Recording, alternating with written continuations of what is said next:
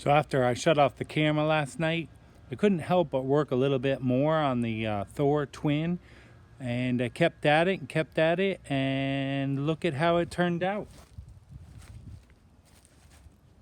So by now you probably figured out I was pulling your leg, and we actually do have a second Thor Twin that we are not willing to sell. It's got a name, and I do like putting them side by side because you can compare a lot of things, find out if everything is original and what may be different about the two. Apparently there was Kike for Mercury Thors, and there was Thor Thors, and I'm not sure. I guess you can tell from the serial numbers which was which, but these certainly look very similar, many aspects. However, one big difference you'll note is the lower unit. Big difference there. At this point, I only have the lower unit left to take the paint off. So while the stripper is doing its job here, I laid it out flat. This is advantageous because I can look back up into it like it was upside down and see the spots that I missed. So I dabbed those. Gonna get those again. While I'm waiting for this stripper to work, I've got the propeller, and I want to show you something about it. When I originally pulled it off, I thought, there's some paint that dripped down in there, and I'll show you a close-up of this in just a minute. But I thought, there's some paint that dripped in there. Well, it's not really paint. I think it's JB weld, and the reason why this person probably did it is because I think the propeller had like a rubber hub there or something that allowed the pin here to stay in place. If probably it wasn't there, it would fall out of the propeller hub here, because the unique design of this is just so wide. It's kind of cool, but it's totally different than the other Thor Twin we have. I think it's original because if you match it up, it's the same diameter of this lower unit part. It just looks right. It's bronze or brass, so it should shine up really well.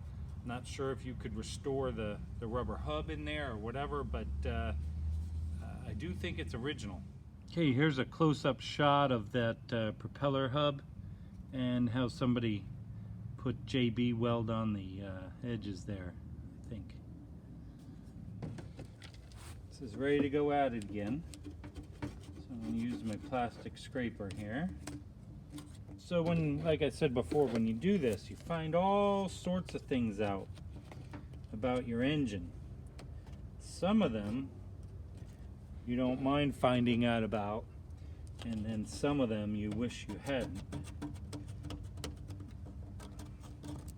So that propeller revelation, I mean, you got to figure any rubber parts that have been around since the late 1930s and early 40s, even a motor that was made in the 1960s or 70s. You gotta figure rubber's gonna deteriorate. So it's just unreasonable to think that you would get a motor with perfect rubber all the way around it. Now it does happen, but I would say it's pretty unusual. The motor has to basically never been run much and kept indoors all the time. So the irony of that is you've got an engine that was never really enjoyed by anybody, unless they just like to have it to possess it and know that it's theirs and in a closet somewhere or something. But you know, that comes the whole philosophical debate. Are you really happy if you're just possessing something rather than using it? And I'm not gonna weigh in on that, just other than that is a thing. Some people like to possess things just for the owning of them, and then some people get pleasure out of using them. And then some people probably do both. So one technique that I began to employ is more and more, because it isn't really harming the metal and it is getting a lot of paint off, is I'm using this wire brush. Now it's totally gunked up and I'll probably throw it away after this, but it certainly does the job. And you can really get in the nooks and crannies with it, because that scraper will only get you so far. And as long as you're gentle, then this brush has really been doing the trick here. And then of course after I do this,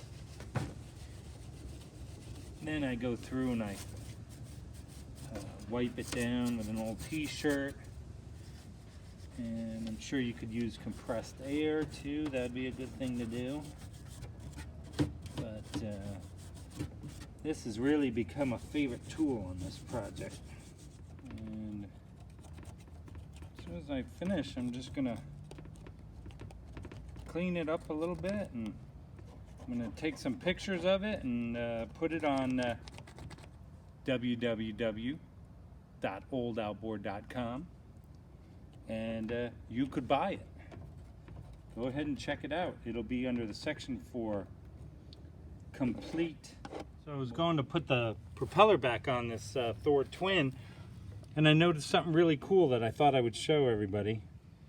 And that is the reason why this propeller is so wide at the base is that it's also the water pump.